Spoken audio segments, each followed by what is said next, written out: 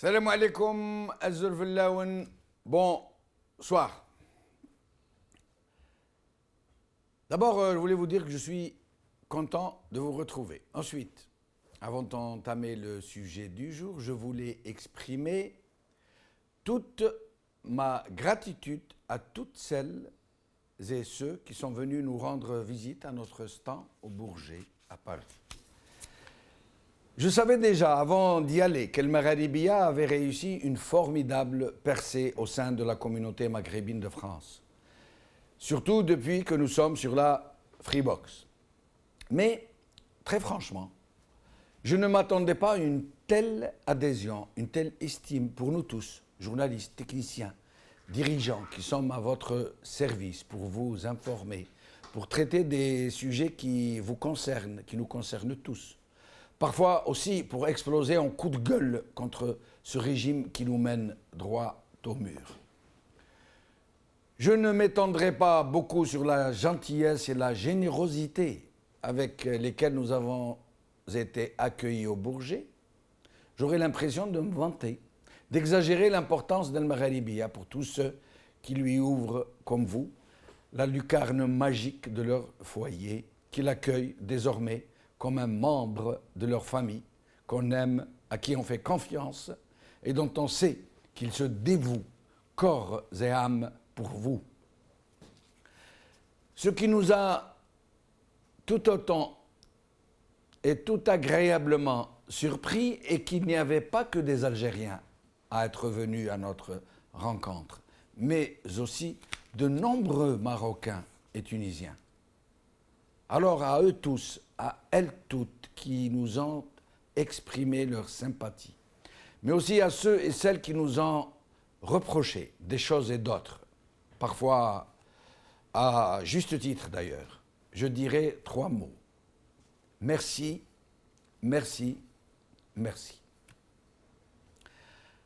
Aujourd'hui, nous avons le plaisir de recevoir Ali Benouari, président de Nida Al-Watan, ex-candidat aux élections présidentielles, ex-ministre du Trésor, entre autres fonctions, qui n'est plus à présenter en fait, et qui a accepté de se dévouer pour nous tous.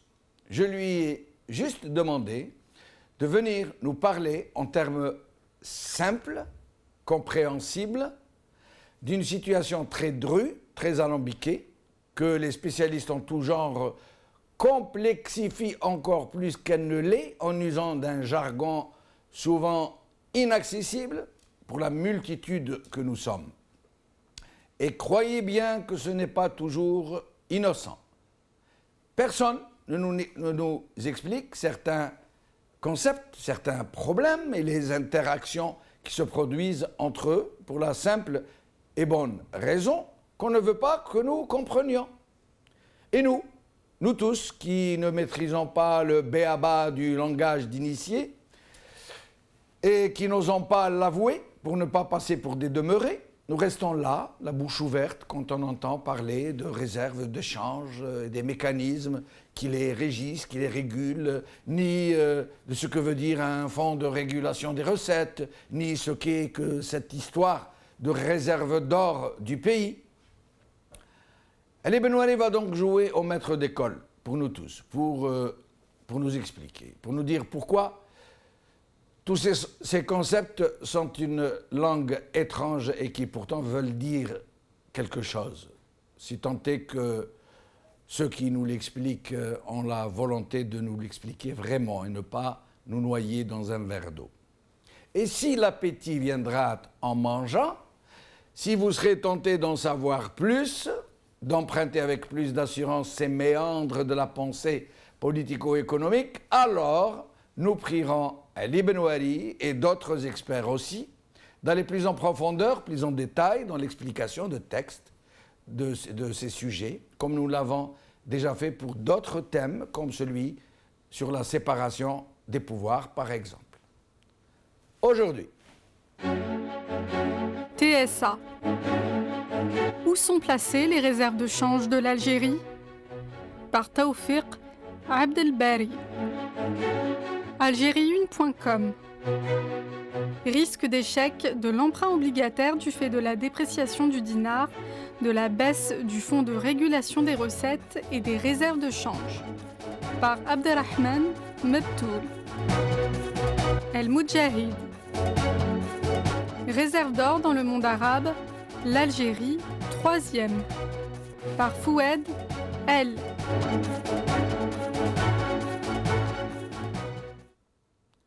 Ali Benouari, merci d'être avec nous, merci d'avoir accepté de venir faire le maître d'école pour nous tous. Bonsoir Sijamel, bonsoir amis téléspectateurs, j'espère être à l'heure ce soir. Alors, nous devions vous recevoir en Skype, il semble qu'il y ait un léger problème, j'espère qu'il sera réglé au cours de l'émission, sinon donc nous vous aurons au téléphone.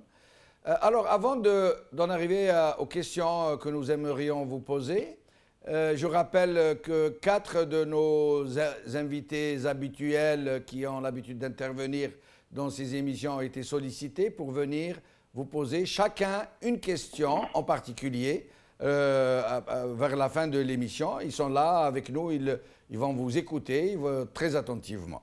Alors, d'abord, avant de commencer, donc, j'aimerais que vous nous fassiez une introduction liminaire, que vous nous disiez un peu le fond de votre pensée pour tout ce qui est de ces histoires-là.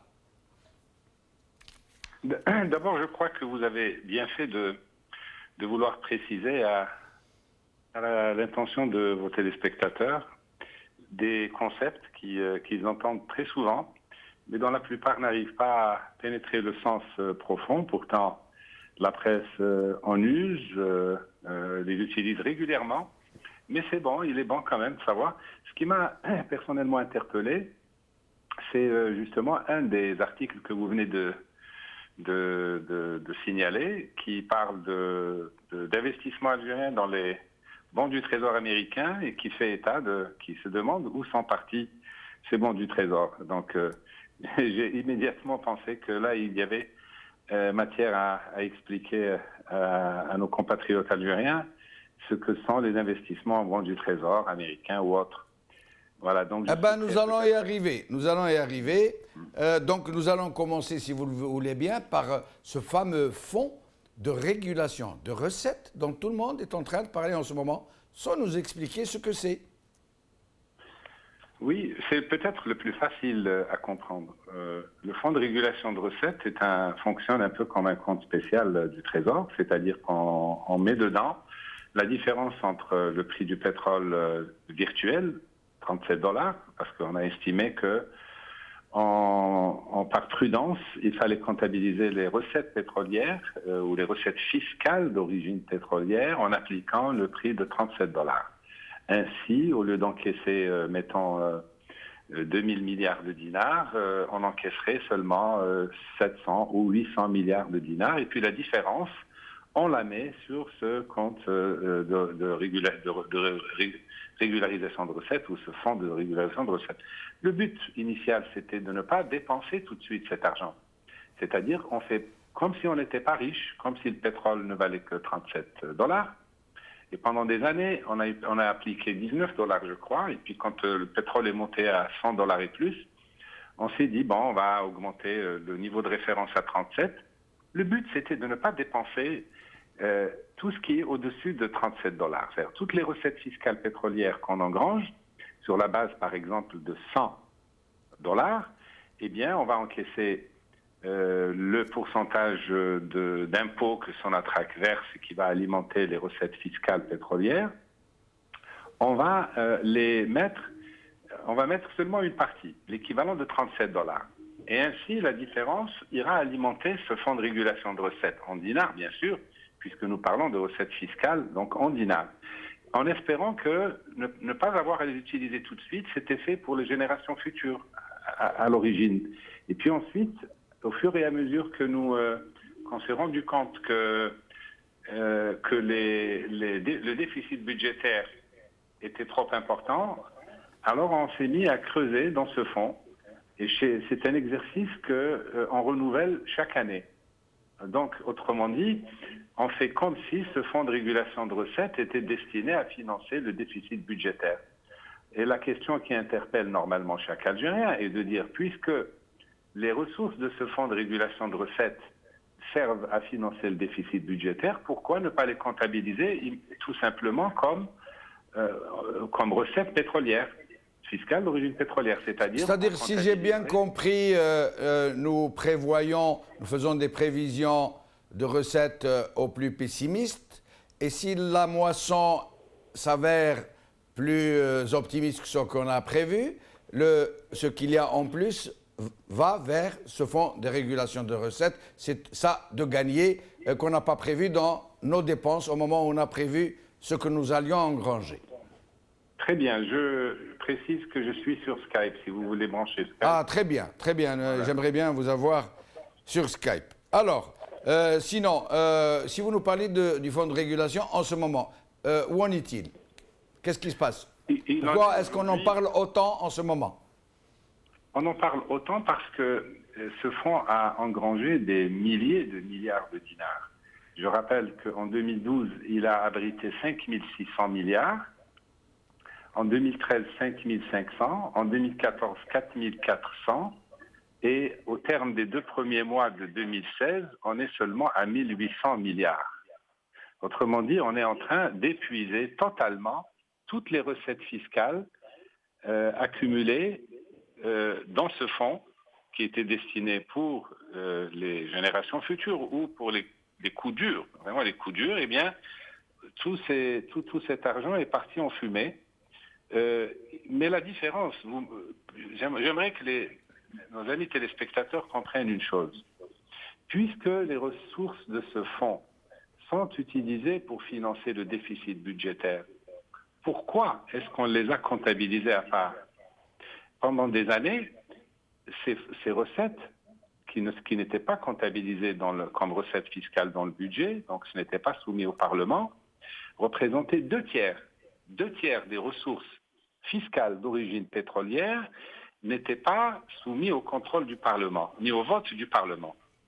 On les met dans une cagnotte, dans une caisse, et à chaque fois qu'on a eu besoin d'argent pour financer le déficit budgétaire, par exemple, ce qui est le cas depuis de nombreuses années, on va, sans autorisation de l'Assemblée nationale et du Sénat, on va puiser dans ce fonds pour payer les dépenses qui ont été budgétisées. Alors, mais pour que nous puissions comprendre encore mieux ce que vous êtes en train de nous dire, qu'est-ce qu'un déficit budgétaire? Un déficit budgétaire, c'est le déficit qui résulte entre les dépenses et les recettes. Maintenant, les recettes, elles sont connues, c'est un seul État dans la loi de finances, c'est l'État A. Ensuite, il y a les dépenses budgétaires de fonctionnement, l'État B, et les dépenses d'équipement qui figurent à l'État C de la loi de finances. Donc, budget de fonctionnement plus budget d'équipement, moins les recettes fiscales, moins les recettes budgétaires, font ce qu'on appelle le déficit. Par exemple, pour 2016, on a prévu des recettes fiscales de 4 747 milliards de dinars pour des dépenses de 7 900 milliards de dinars. 4 800 pour le budget de fonctionnement et 3 200 pour le budget d'équipement. Le déficit, donc, qui résulte des recettes et des dépenses est de l'ordre de 3 000 milliards de dinars.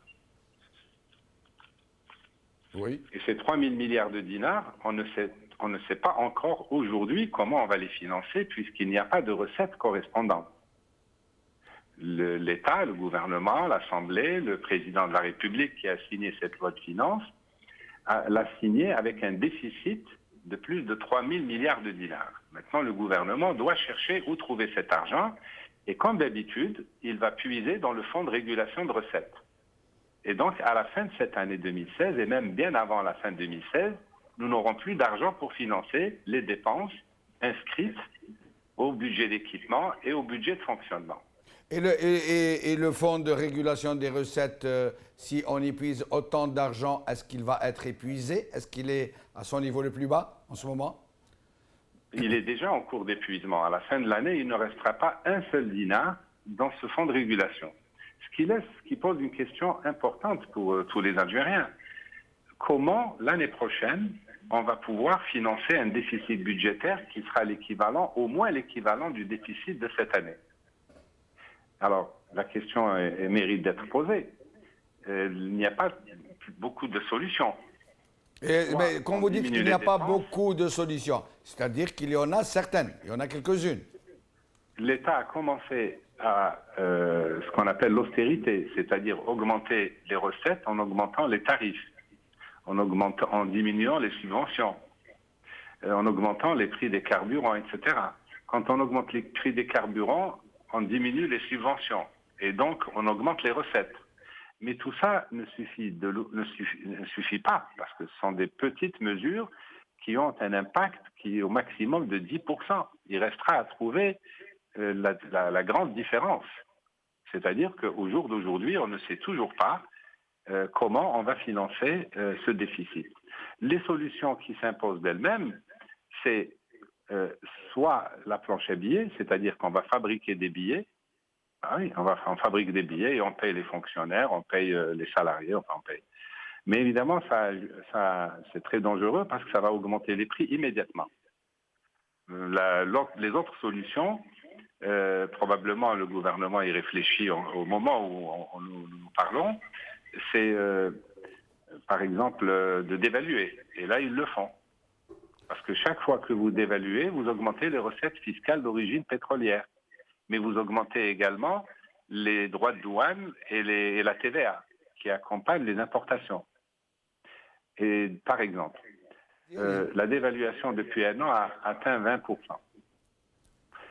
Que signifie une dévaluation de 20% aujourd'hui? Ça signifie à peu près, je dirais, 800 milliards de dinars de recettes supplémentaires. Si nous dévaluons de 50%, ça représente cette année, si on dévalue de 50%, ça représentera 1600 milliards de dinars. Ça signifie qu'on aura trouvé la moitié des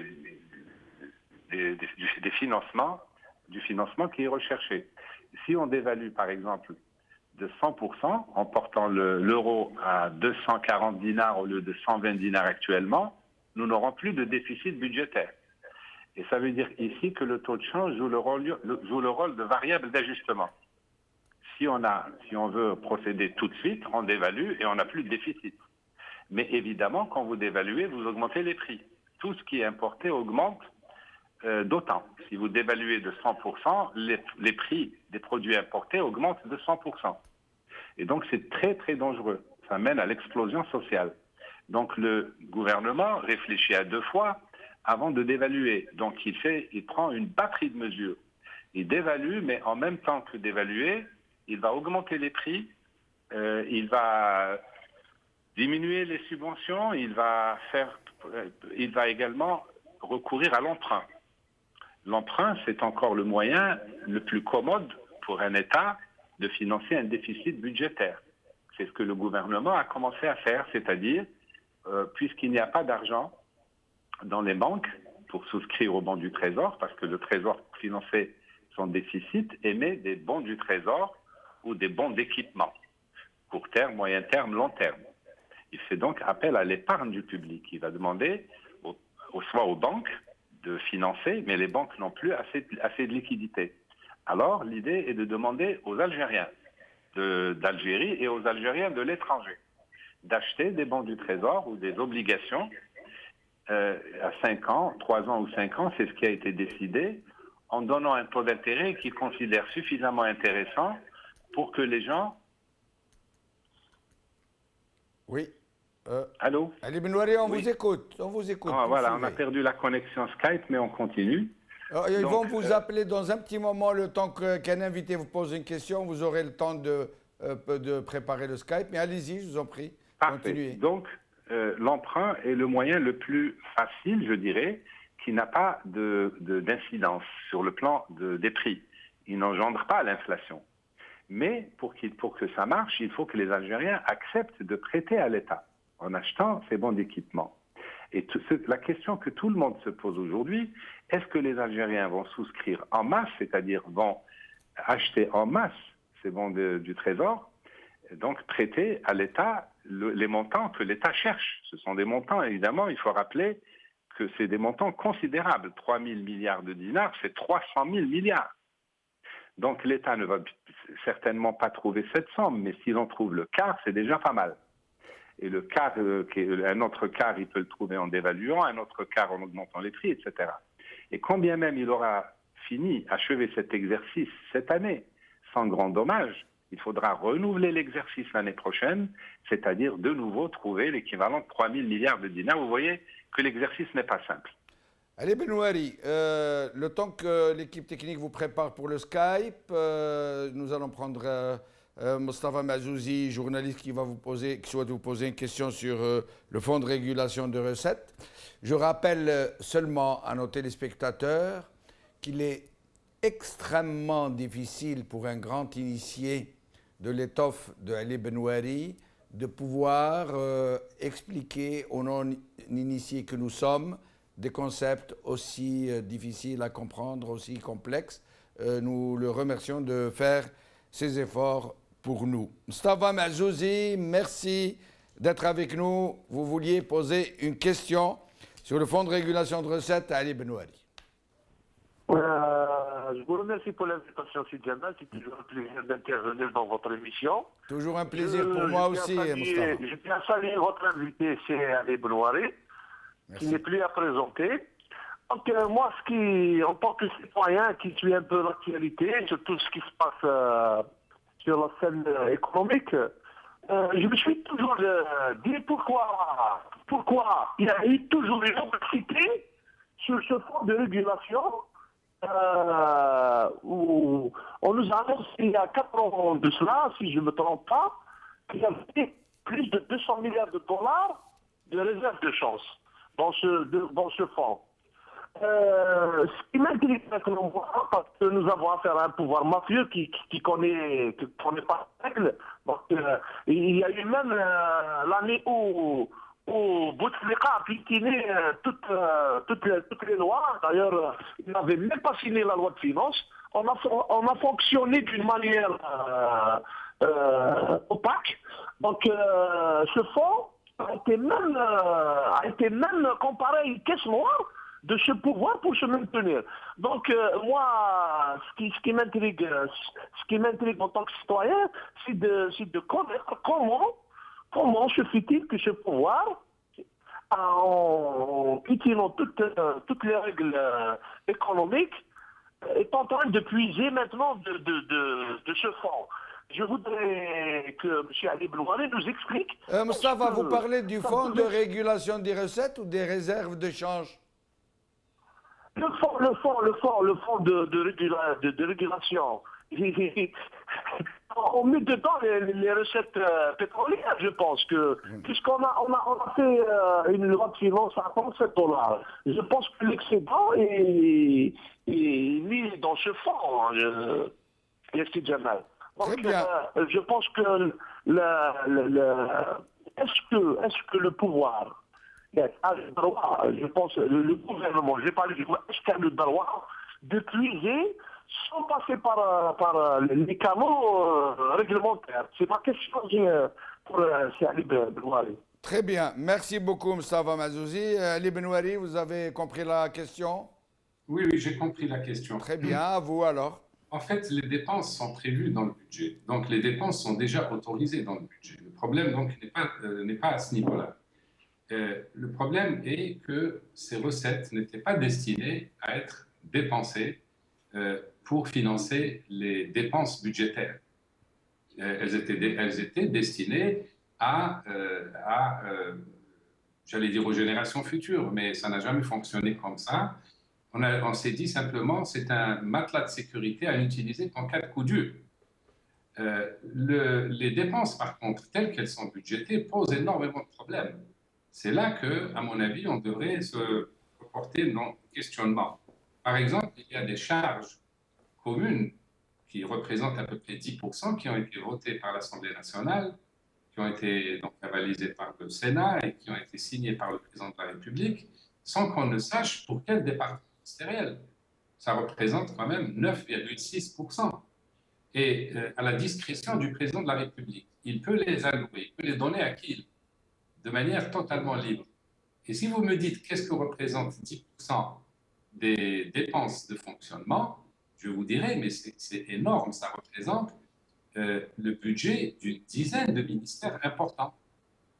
Et Pardon, Ali Benouari, de vous interrompre. Le recours au pouvoir public de puiser dans ce fonds de régulation, est-ce qu'il obéit à des procédures? Est-ce qu'il obéit, comme vient de nous le dire Moustapha Mazouzi, à des dispositions réglementaires, à la consultation du Parlement, par exemple? Ou est-ce qu'il est laissé à la seule appréciation du président de la République et du Premier ministre? Oui, il est laissé à leur seule appréciation. Après, ils ne peuvent pas évidemment l'utiliser comme ils veulent. S'ils l'utilisent, c'est pour financer les dépenses qui sont inscrites au budget. Mais c'est pour ça que je vous renvoie à la structure de ce budget. Les charges communes, elles, sont laissées à la discrétion totale du président de la République. Il en fait ce qu'il veut. Ce n'est pas peu.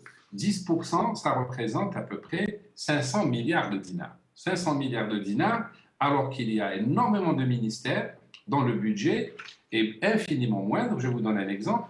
La formation professionnelle, c'est 10 fois moins que ce chiffre, c'est 50 milliards. L'aménagement du territoire, le tourisme et l'artisanat, c'est 4 milliards, c'est 0,1% du budget. L'industrie et les mines, c'est quand même important comme ministère, eh bien, ils ne représentent que 0, quelque chose ou 1%. La jeunesse et les sports représentent dans le budget de fonctionnement 37 milliards de dinars. Donc vous voyez que c'est 500 milliards de dinars qui sont laissés à la discrétion du président de la République. Eh bien, c'est un deuxième budget. Et quels sont les secteurs qui prennent la part du lion? Alors, c'est un autre problème. Ce sont des dépenses improductives pour l'essentiel. La particularité des budgets algériens, qu'il s'agisse du budget d'équipement ou du budget de fonctionnement, c'est que ces dépenses sont totalement ou quasi totalement improductives. C'est-à-dire que ça n'encourage pas le développement du pays. Ça vient financer des dépenses militaires, par exemple. Je vais vous donner un exemple. Le budget du ministère de la Défense et le budget du ministère de l'Intérieur représentent 33% du budget. C'est-à-dire le budget de 14 ministères les plus importants. 33% du budget, plus 10% de charges communes, et vous trouverez près de 50%, donc 44% des recettes, ou plutôt des dépenses budgétaires, 44% ne financent que les dépenses sécurité et ce budget de 10% qui est réservé discrétionnairement au président de la République qui en fait ce qu'il veut.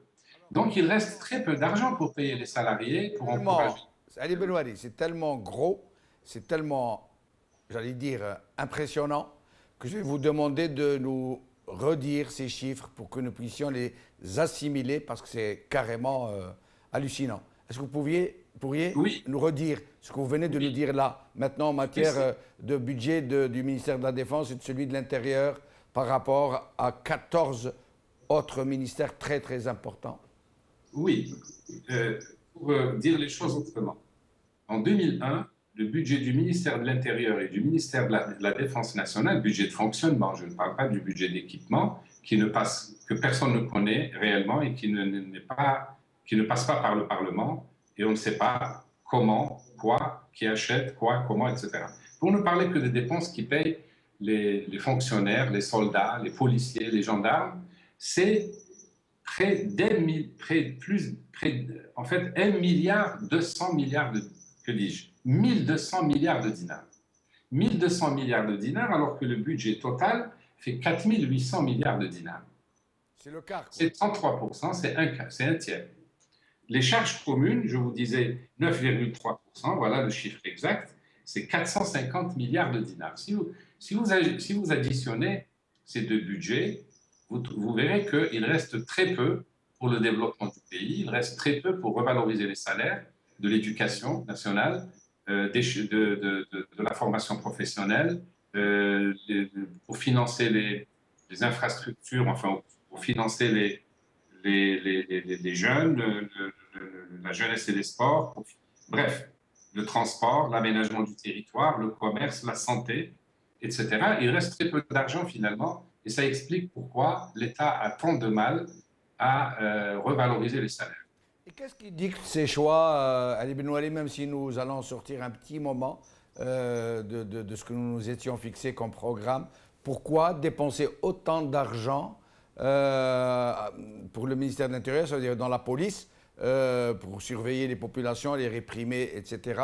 Et autant d'argent pour l'armée, alors que nous n'avons pas d'ennemis déclarés. Nous vivons parmi nos frères dans une région pacifiée, ne serait-ce que sur un plan international.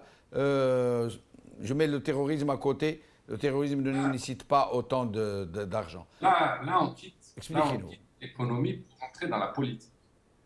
Oui. N'est-ce pas? Oui. Là, c'est carrément faire de la politique. Le budget sécurité, moi je l'appelle budget sécurité, comme son nom l'indique, vise à assurer la sécurité du pays et donc des Algériens. Or, par sa masse, par son importance et par le peu d'argent qu'il laisse aux autres départements ministériels, il crée des tensions sociales. Il y a de l'insécurité qui naît des tensions sociales.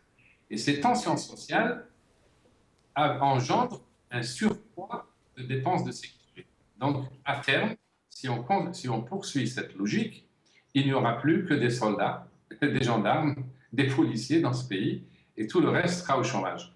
Mais je vous donne un chiffre qui peut-être parle également plus parlant. En 2001, le budget de sécurité du pays était de 27%. Donc, il a augmenté entre 2001 et 2016 de 6%. Et 6%, c'est énorme si on les rapporte au budget des autres ministères. Donc, il y a une tendance à l'augmentation continue du budget sécurité, et c'est ça qui est inquiétant. Parce que plus ce budget augmente, et plus il y a de l'insécurité. Et plus il y a de l'insécurité, plus on augmente ce budget, et c'est un cercle infernal auquel il faut bien, un jour ou l'autre, mettre un terme. Pour le bien. Venons-en à présent aux réserves de change et à ces fameuses réserves en or dont tout le monde parle et dont personne ne sait de quoi il ressort. Oui, alors les réserves de change, c'est la différence entre les exportations et les importations. Donc le solde qui n'est pas dépensé va augmenter chaque année les réserves de change. Ou bien si les importations sont plus grandes que les importations, on va puiser, comme pour le fonds de régulation de recettes pour ce qui est des dépenses en dinars, pour les dépenses en devises, on va puiser dans les réserves de change. Et c'est ce qu'on a commencé à faire depuis 2 ans, 3 ans. L'année dernière, on a puisé 35 milliards de dollars. Fin 2013, début 2014, on était à près de 200 milliards de dollars. Aujourd'hui, on est à peu près à 130 milliards de dollars. Donc, on a puisé dans les réserves de change environ 60 à 70 milliards de dollars. Et si ça continue, si le pétrole n'augmente pas, le prix du pétrole et du gaz n'augmente pas, s'il se stabilise, s'il est stable à ce niveau-là, dans 3 ans, 4 ans, nous n'aurons plus un sou dans les réserves de change, ce qui signifiera que nous ne pourrons plus assurer, assumer, financer nos importations. Ali Benouari, on va vous appeler au téléphone, on vous entend bien, hein, mais on aimerait vous entendre encore mieux. Donc ils vont vous appeler au téléphone et vous resterez avec nous en image. Et nous allons laisser Iskandar Debbash vous poser une question sur les réserves de change. Iskandar Debbash, merci d'être avec nous. Bonsoir Jamal, bonsoir à M. Ali Benouari et à tous nos amis téléspectateurs. Merci. La question que je voudrais poser à M. Ali Benouari est la suivante. Ce matin, j'aimerais rebondir sur un de vos commentaires publiés ce matin sur les réseaux sociaux où vous faisiez état de réserves de change de l'ordre de 140 milliards de dollars. Et puis, quelques temps après, dans cette même page de réseaux sociaux, j'ai vu, il y avait un article de TSA qui parlait de réserves évaluées aux environs de 700 millions d'euros, pas plus. Alors la question que j'aimerais poser, a-t-on une idée exacte quant à l'argent thésaurisé dans les réserves de change? Et il se trouve également qu'on parle beaucoup, justement, ces derniers temps, on parle beaucoup des réserves de change. Est-ce que ce ne serait pas une diversion pour masquer une réalité infiniment plus dramatique sur la dette extérieure, notamment? Est-ce qu'il ne s'agit pas, ce que je veux dire par là exactement, c'est que est-ce qu'on ne parle pas constamment des réserves de change pour rassurer nos partenaires économiques et financiers, c'est-à-dire de par le monde? Et qu'en est-il exactement de la dette extérieure? Voilà, monsieur. Merci, Iskandar Debech. Ali Benouari, vous avez écouté la question? Oui. Cette fameuse différence entre ce qui est annoncé par la presse et ce qui est annoncé par les pouvoirs publics, etc., et le reste de la question. Oui, ces réserves de change sont, comme je le disais, l'accumulation des excédents. Elles sont composées essentiellement de devises qui proviennent des exportations en dollars. Mais il y a aussi une partie au nord qui représente 7-8 milliards de dollars, soit l'équivalent de 173 tonnes d'or que nous avons acheté dans les années 70. Et on aurait pu en acheter beaucoup plus, mais ça c'est un autre problème. Bien sûr, on peut revenir sur ce sujet si vous le souhaitez. Bien sûr, ces réserves de change sont un peu l'image du pays, ou plutôt l'expression de sa solvabilité externe. Autrement dit, plus vous avez de réserves de change, et plus vous paraissez solvable, et plus les gens ont confiance dans votre pays, ils viendront investir plus facilement, etc. Bon, mais pas plus que ça, de toute façon. Parce que ces réserves de change, au niveau où elles sont aujourd'hui, elles coûtent indirectement de l'argent sur le plan économique, elles ne lui rapportent rien, puisque les taux d'intérêt qui sont obtenus des dépôts et des bons du Trésor qui sont achetés sont voisins de zéro, peut-être 1%, 2%, pas plus. Mais ils privent l'économie nationale, puisque c'est de l'argent qui n'est pas investi. Et donc, ils nous privent d'exporter autre chose que du pétrole. On peut dire aussi que si nous avions acheté des entreprises à l'étranger, à travers un fonds souverain, on aurait acquis des technologies, du savoir-faire, et on aurait pu délocaliser en Algérie et créer des emplois. Donc finalement, ces réserves de change, c'est une bonne chose, mais à partir d'un certain niveau, ça devient anti-économique. C'est notre cas aujourd'hui. Et puis, j'ai recensé 5 problèmes liés aux réserves de change. Je viens d'en citer quelques-uns. Je vais vous en citer 2 ou 3 autres. 5 points négatifs. D'abord, le rendement voisin de zéro, je vous l'ai dit. L'argent soustrait au développement. Troisième critique, cet argent aurait pu servir à acheter des entreprises à forte valeur ajoutée à l'étranger, puisqu'on a le droit d'acheter aujourd'hui des entreprises cotées en bourse, genre Volvo, on aurait pu l'acheter pour à peu près 2 milliards de dollars, et on aurait délocalisé le centre de recherche et développement de Volvo, etc., de 2 milliards, alors que chaque année, on paye 6 milliards de dollars à acheter des voitures. Vous voyez un peu le non-sens. Alors, ces réserves de change, finalement, sont quelque chose qui n'est pas aussi... leur niveau n'est pas sain. Quatrième critique, il sert de voile, c'est-à-dire il empêche de voir les problèmes économiques réels, les problèmes structurels. On dit on a un niveau élevé de réserves de change, donc on est à l'aise, donc on est riche, et donc ça sert à endormir la vigilance des Algériens, et ça sert d'oreiller de paresse aux gouvernants. Une dernière critique, ces réserves de change nous exposent à un gel. C'est peut-être un sujet qu'on ne parle pas souvent. Si nous avions demain un problème, la Libye, on a connu, l'Iran, on a connu, la Syrie, on connaît ce problème aujourd'hui, eh bien, une résolution du Conseil de sécurité, ou même pas de l'Union européenne, où les Américains seuls peuvent décider de geler nos avoirs et on se retrouverait sans argent. Donc, ça, c'est l'histoire du débiteur qui tient son créancier. Autrement dit, ces réserves de change nous vulnérabilisent quelque part. Donc, je ne nie pas qu'elles sont utiles, parce que nous avons vécu personnellement, quand j'étais ministre, une époque où nous aurions bien aimé avoir 1 ou 2 milliards de dollars. On ne les avait même pas. Donc, je ne dis pas que c'est une mauvaise chose, mais ces réserves de change, finalement, c'est l'arbre qui cache la forêt, pays riche financièrement, mais pays pauvres économiquement. Voilà. Et elles empêchent la réalité d'apparaître sous sa véritable ampleur, puisqu'on recourt à ces réserves pour compenser le manque à gagner non seulement dû à l'effondrement des prix du pétrole, mais aussi de l'incompétence intégrale de ce régime de créer des richesses. D'ailleurs, c'est ce que dit le régime aujourd'hui. On est riche, pourquoi vous vous plaignez? Celle-là, elle vient de l'affirmer encore. Mais au sujet des fonds souverains, les Benouari, qu'est-ce que vous pourriez nous en dire? Qu'est-ce que l'Algérie a fait dans ce domaine? A-t-elle investi un tout petit peu dans cette logique de fonds souverains? Voilà une très bonne question. Vous savez, j'ai travaillé à la Banque centrale et je gérais moi-même tous les jours ces réserves de change. On les plaçait, bon, c'était pas beaucoup, hein, c'était $1 milliard, $1,5 milliard dans les meilleures années. On les plaçait à court terme parce que on peut en principe, les réserves de change, c'est fait pour, en cas de coup dur, si le pétrole baisse, si on n'a pas d'argent un jour, pour ne pas être en rupture de paiement, on utilise les réserves de change. Et on les plaçait à une semaine, 1 mois, 2 mois, 3 mois au maximum, auprès des grandes banques internationales. Et donc la liquidité, la sécurité et le rendement.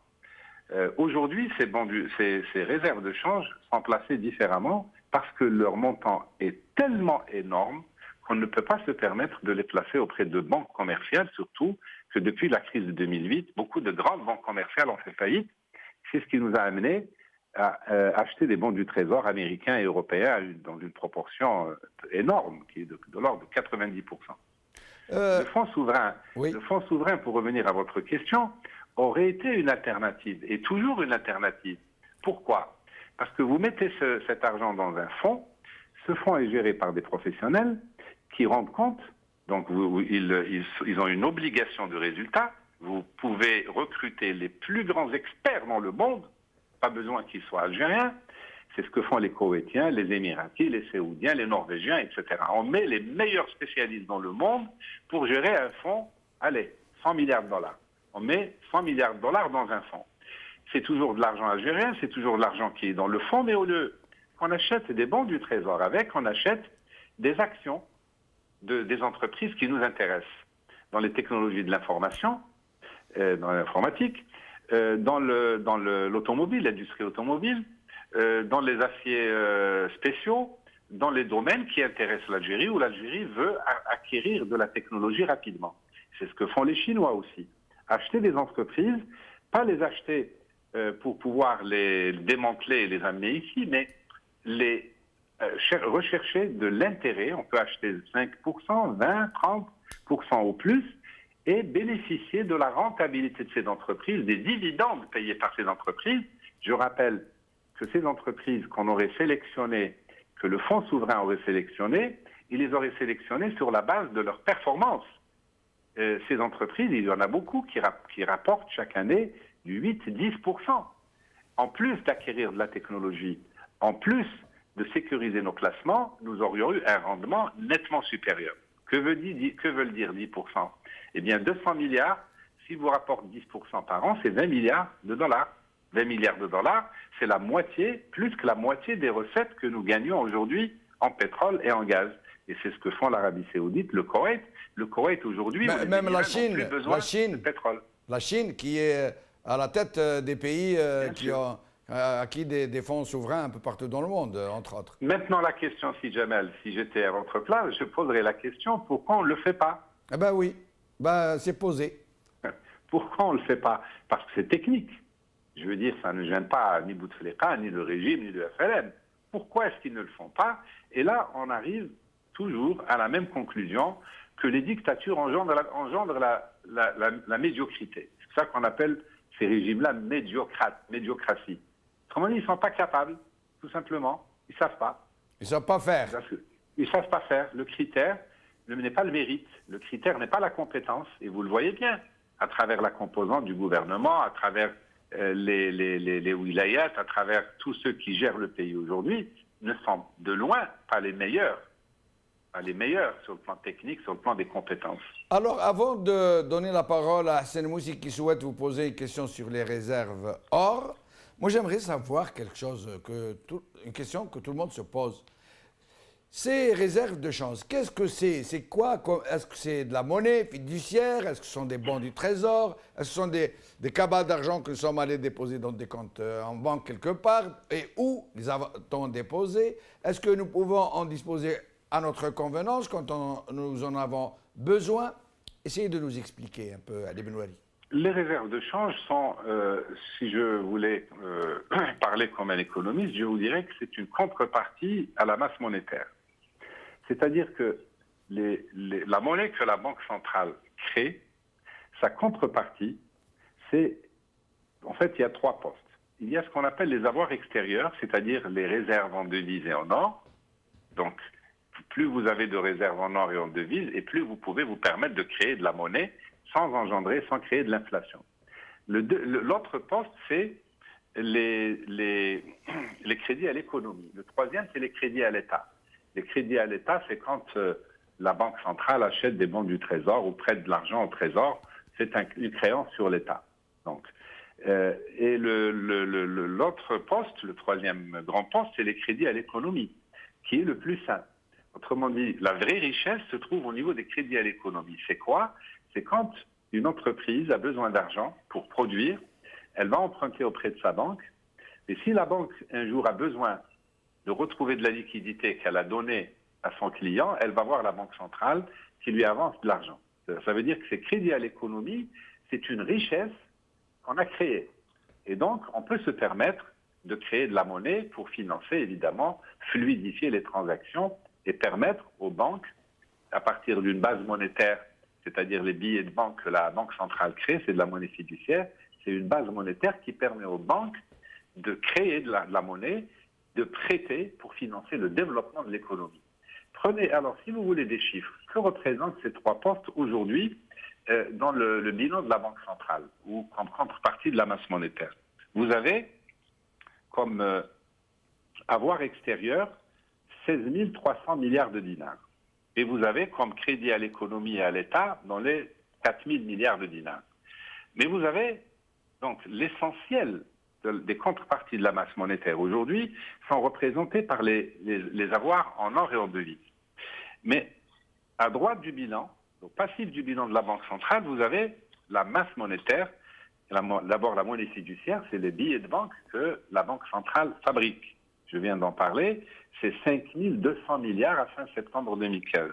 Vous avez enfin, ça c'est M1, et vous avez par degré de liquidité. Donc les billets, c'est ce qu'il y a de plus liquide. Ensuite, vous avez les dépôts à vue. Ce sont les dépôts que les particuliers et les entreprises, les comptes qu'elles ouvrent et l'argent qu'elles mettent dans les comptes. C'est de l'argent qui est sur le compte. Il n'est pas en billets, il est sur le compte. Donc à vue ou à terme. Donc ce sont donc en termes d'exigibilité, on distingue M2 et M3. Eh bien, la monnaie fiduciaire est plus importante. Ce sont les billets qui ont été fabriqués. Donc l'un dans l'autre, vous avez une monnaie qui a été fabriquée, mais qui est garantie essentiellement aujourd'hui par les réserves de change. Et c'est pour ça que je suis de ceux qui pensent que le dinar, dans cette étape historique extrêmement favorable qui s'est ouverte au pays, le dinar peut devenir convertible, il peut être rendu à la convertibilité avec les immenses avantages qui accompagnent la convertibilité, qui est de rendre l'économie plus fluide, plus efficace, mais qui restaure la confiance des gens dans leur monnaie, dans leurs institutions. Mais évidemment, ça suppose une réforme d'ensemble qui soit monétaire et fiscale, mais aussi politique et institutionnelle. Ali Benouari, vous n'avez pas répondu totalement à ma question, oui. Mais comme il ne reste plus beaucoup de temps, nous allons laisser la réponse à la prochaine émission, si vous voulez bien continuer à nous prodiguer votre savoir. Néanmoins, je vais laisser Hassan Moussi, qui est avec nous depuis tout à l'heure, qui est lui-même économiste, vous poser une question sur les réserves or, question à laquelle vous ne répondrez pas néanmoins, à laquelle vous répondrez la prochaine fois, mais la question sera posée pour que tout le monde puisse la méditer. Entre-temps, Hassan Moussi, merci d'être avec nous et merci de poser votre question.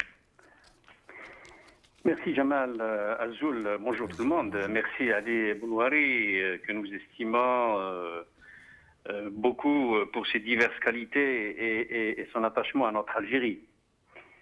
Dommage, vous me dites d'avance qu'il ne répondrait pas à la question. Il répondra la prochaine fois. il répondra la prochaine fois. Et je vous promets que vous serez des nôtres pour... Excellent. Donc, voilà. donc ma question, Jamal, vous m'entendez, Jamal? Oui, oui, on vous entend. Et Ali Benouari aussi. Excellent. Donc ma question, c'est que dans l'optique, moi je vous parle dans l'optique où ceux qui sont aujourd'hui à la tête du peloton resteraient encore 3, 4, 5 ans. C'est dans ce cadre que ma question donc serait posée. Nous avons enregistré 179 milliards de dollars de réserves de change à fin 2014. Nous avons enregistré 159 milliards de dollars à fin juin 2015. Donc en 6 mois, nous avions consommé quelque chose comme 20 milliards de dollars. Donc je sens que ça va vite et ça ira encore plus rapidement puisque nos quantités de pétrole à exporter vont baisser et donc le montant en devises cumulées va baisser aussi. Ajoutez que ce montant sera aggravé par la chute du prix du baril du pétrole. Je suppose que nous sommes donc à un niveau plancher aujourd'hui. Donc je dirais que est-ce qu'avec le... Pardon, je suppose que l'un dans l'autre, je dirais, l'un dans l'autre, les réserves de change, le fonds de régulation des recettes, qui sert à gérer le surplus de l'embellie pétrolière, l'un vient donc au secours de l'autre. Ces fonds donc, qui dépendent de 3 facteurs essentiels. Donc, ils augmentent ou diminuent en fonction de la dévaluation du dinar, des revenus en devises, donc via le seul pétrole, et des dépenses d'investissement. Est-ce qu'avec, M. Ali Benouari, donc, est-ce qu'avec les niveaux de déficit d'aujourd'hui, ajoutés aux besoins grandissants donc, en matière de fonctionnement, en matière de sécurité et des besoins divers, est-ce que l'Algérie a la possibilité de tenir le niveau de vie d'aujourd'hui pendant au moins les 3 années à venir? Ou encore, et là ma vraie question, ou alors se doit-elle inévitablement recourir à ces réserves en or avant de taper à la porte du FMI, nous dire donc, si dans ce cas, quel est le niveau de notre stock d'or en quantité et en valeur, et qu'est-ce qu'on peut faire avec cet or-là, s'il est encore, je dirais, s'il est encore là, s'il est encore disponible, en plus bien sûr de ces 173 tonnes d'or donc acquises récemment. Voilà. Merci Hassan Moussi. Donc Ali Benouari ne pourra pas y répondre, nous arrivons à la fin de l'émission. Je voulais aussi lui poser après les mêmes questions et savoir où se trouvent ces réserves or. Ali Benouari, je vous laisse le mot de la fin. Je vous demanderai de conclure en moins d'1 minute puisque nous arrivons à la fin de l'émission et de laisser votre réponse à ce qui vient de vous être posé comme question pour la prochaine fois. Vous me demandez où se trouve l'or ou vous attendez Non, la prochaine fois? nous voulons juste que vous concluiez par quelques mots et que vous nous promettiez de revenir pour répondre à la question qui vient de vous être posée et d'autres questions aussi de gens que nous inviterons pour venir vous en poser. Oui, j'aimerais, pour conclure en attendant la prochaine émission, c'est de dire que la variable, je parlais tout à l'heure d'une variable d'ajustement. C'est-à-dire que si nous ne faisons rien, nécessairement, un jour viendra où nous serons conduits à dévaluer, soit parce que nous serons pris à la gorge et on le fait nous-mêmes, soit parce qu'on sera contraint par le FMI ou poussé par les créanciers parce qu'on va revenir à l'endettement. Et cette dévaluation sera gigantesque, bien entendu, vous pouvez l'imaginer, et elle va effacer tous les pouvoirs d'achat accumulés qui ont été distribués au cours des 17 années qui viennent de s'écouler. Autrement dit, ça va réduire à néant le pouvoir d'achat des citoyens qui est déjà, comme vous le savez, extrêmement bas. Voilà un peu pour dire simplement...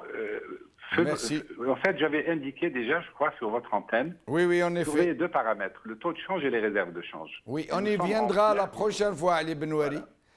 Nous arrivons à la fin de l'émission. Malheureusement, c'était très intéressant. J'espère que nos téléspectateurs auront apprécié.